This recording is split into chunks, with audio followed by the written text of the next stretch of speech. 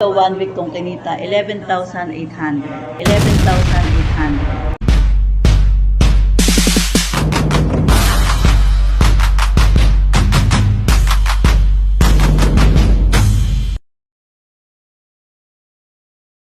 Yan, so good afternoon sa inyong lahat guys. So ngayon, hapon na to na dito tayo sa opisina para kausapin yung ating mga natulungan dito sa online business. Ngayon kasama natin si ma'am. No, tanungin natin siya kung magkano yung kanyang kinita. Ma'am, anong pangalan niyo ulit?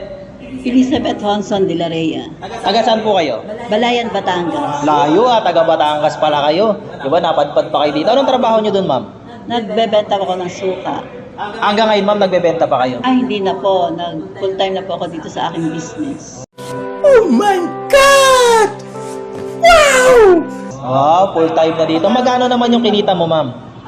Bali to 1 week kong kinita, 11,800. Pakita mo nga, ma'am, dun sa ating video. Yan, lapit mo dati. Wow!